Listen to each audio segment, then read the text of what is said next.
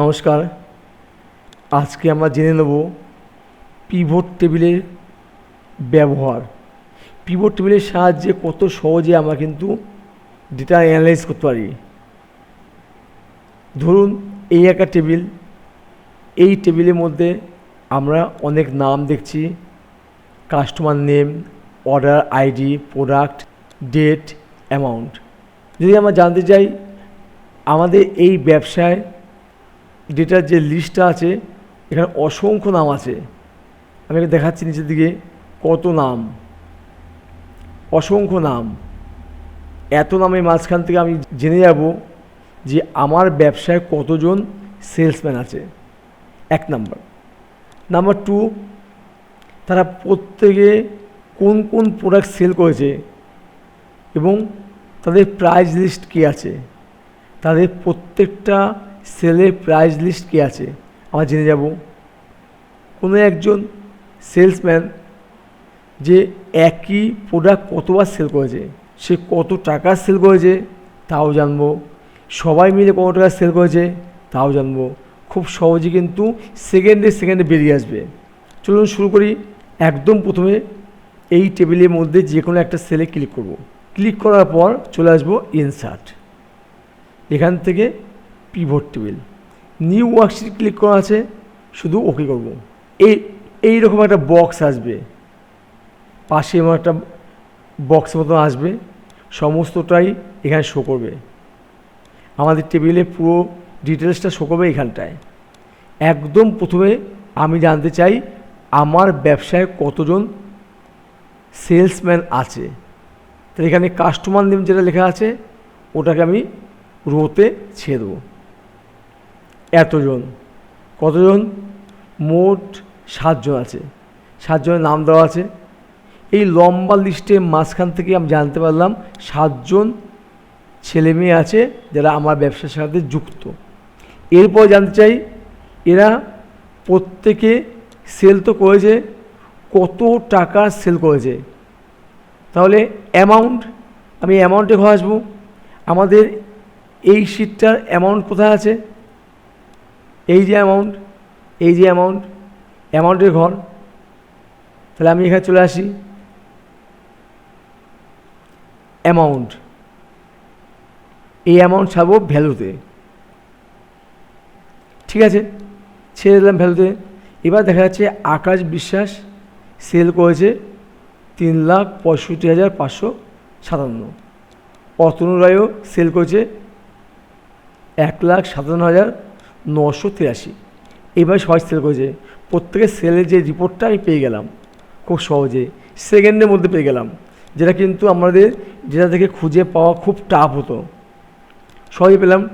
এবার জানতে চাই আকাশ বিশ্বাস কোন কোন প্রোডাক্ট সেল করেছে, কতগুলি প্রোডাক্ট সেল করেছে, কতগুলি। তাহলে আমি আসি এই প্রোডাক্টের এখানটায়, ভ্যালুতে চলে আসছে।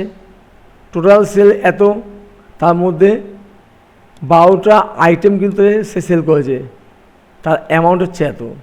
যদি আমার চাই যে এই প্রোডাক্টটা সামনে আসুক, অ্যামাউন্টটা পরে আসুক, তো আসতেই পারে, বা নামিয়ে ইচ্ছাও চলে আসছে, উপর থেকে নামিয়ে দিলাম। তাহলে আকাশ বিশ্বাস 12টা আইটেম সেল করেছে, তার অ্যামাউন্ট হচ্ছে এত। এবার 12টা আইটেম কোন কোন আইটেম জানতে চাই, কোন কোন আইটেম।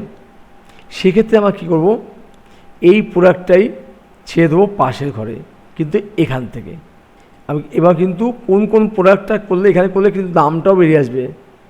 এই দেখো, আকাশ বিশ্বাস নোকিয়া সেল করেছে 2টো, ওপো করেছে 3টে, রেডমি করেছে 1টা, স্যামসাং 5টা এবং সনি 1টা, মোট করেছে 12টা।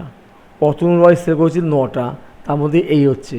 আর প্রত্যেকটা অ্যামাউন্ট কিন্তু দেওয়া আছে। নোকিয়া সেল করেছে 2টো, তার পাশে অ্যামাউন্ট। ঠিক আছে, ওপো করেছে 3টে, তার পাশে অ্যামাউন্ট। এবার কিন্তু সব দেওয়া আছে।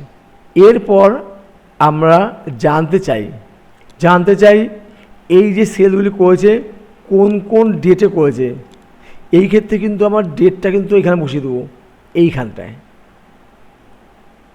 ধর ডেট তো আসেনি, আসছে ইয়ারটা, তাহলে আমার ইয়ার থেকে ডেটটা আসবো কীভাবে, সেই ক্ষেত্রে একটা উপায় আছে, একদম দেখো লাস্টে আছে ডেট, এটা বাদ দিয়ে ডেটের বাকি যা আছে সব মুছে দাও।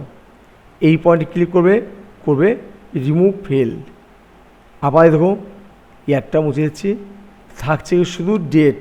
দেখো ডেট নোকিয়া সেল করেছে 28/1/2022 এক পিস, 20/1/2024 এক পিস। তার দাম হচ্ছে এটা, দাম হচ্ছে এটা। প্রত্যেকটা প্রোডাক্টের পাশে কিন্তু ডেটটাও দেওয়া আছে, কোন ড্রেস হয়েছে। তাহলে আমরা কিন্তু ডেটটাও পেয়ে গেলাম। তাহলে ডেট পেয়ে গেলাম, কতটি প্রোডাক্ট সেল করেছে পেয়ে গেলাম, টোটাল প্রোডাক্টের সংখ্যা কত পেয়ে গেলাম, টোটাল অ্যামাউন্ট কত পেয়ে গেলাম, সবই কিন্তু পেয়ে গেলাম। এবার যদি জানতে চাই আমার ডেটটা চাই না, ডেটটা মুছে দেবো, এই পয়েন্টে ক্লিক করে রিমুভ করলাম।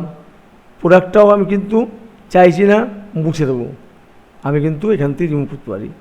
ঠিক আছে, এবং আমি কিন্তু এখানে প্রোডাক্টটা মুছে দিচ্ছি, চাইছি শুধু অ্যামাউন্টটা। ঠিক আছে, এই অ্যামাউন্ট, টোটাল অ্যামাউন্ট কত এখানে কিন্তু পেয়ে গেছি 22,35,810।